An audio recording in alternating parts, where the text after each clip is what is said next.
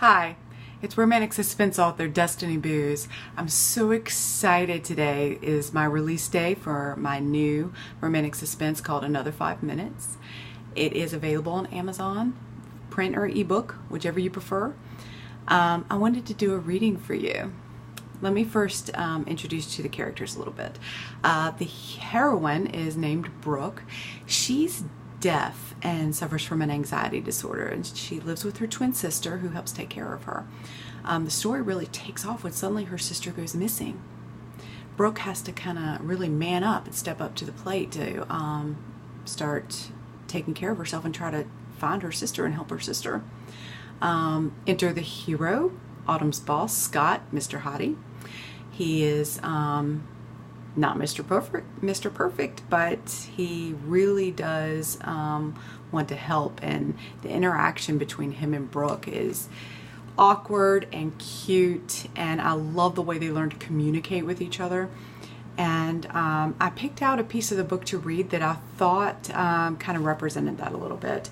It starts off where Brooke first realizes that something has gone wrong and she can't find her sister, and her and Scott go to look through her office building for her. Here we go. Brooke was terrified and Scott didn't understand why. Her eyes looked wide and panicked. Her breathing was loud, fast, and crazy. What was wrong with her? She didn't walk with him to look for Autumn. She came, but what she did could not be classified as a walk. It was some form of movement that was beyond bizarre, like 2 steps forward, multiple side steps, a pause with her hand on the wall as she looked backward, and then it would begin again with 2 steps forward. It was nuts, and she still looked so incredibly adorable to him. He had no reasonable explanation for that. Maybe he needed to have his head examined because he was not acting like himself at all. He remembered Autumn's concern about Brooke's anxiety. What caused it? He suddenly wished he had asked more questions. He stopped walking, waited for Brooke to look at him, and said, "What can I do to help you right now?" His voice was too soft again. Why did he keep doing that? She pressed her back to the wall, looked to the ceiling, and took a deep, slow breath. She looked back at him and mouthed, "Sorry." He was irrationally pleased that he understood what she said. Oh yeah, he was now Scott, the lip-reading superhero. "Don't be. There's no reason to be. Just let me know how I can help." She turned, motioned at her back, then returned to leaning against the wall. No superhero powers came this time. What was she trying to say? He should have grabbed a pen and paper before leaving the office. "I'm sorry, I don't understand." She didn't look upset with him. Putting up 2 fingers, she walked them through the air. Using her other hand, she walked 2 fingers behind the first set. Her eyes went pointedly from him to over her shoulder to her back, and she repeated her earlier actions for him. She showed him her back and leaned against the wall. He wanted to understand. He really did. Why did he have to be so bad at this? She showed him the 2 walking figures one more time. She pointed to him with her right hand before placing it as the second walking fingers behind the first. She did it again, pointing to him before beginning. Finally, he thought he understood. "You want me to walk behind you?" She nodded and mouthed, "Please." He couldn't say he understood why she needed him to walk behind her, but he was more than happy to oblige. She was scared to death, and he felt badly for her. But really, could she be any more adorable? He should have been thinking of her as crazy instead of cute. He forgot that he didn't want to be attracted to her. Her presence was too distracting for him to think overly much about anything. Looking calmer, she stepped away from the wall, and he immediately stepped behind her. She was so short he could look down on top of her head. One piece of hair was trying to pull away from her ponytail, drawing his attention. Was that light blonde color real? It couldn't be real. He wanted to reach out and smooth it down for her, but he didn't. If Autumn called him touching her, he was a dead man. That was a simple fact.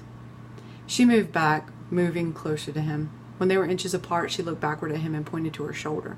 For a moment, he got so caught up in her blue eyes again that it didn't occur to him she was trying to tell him something.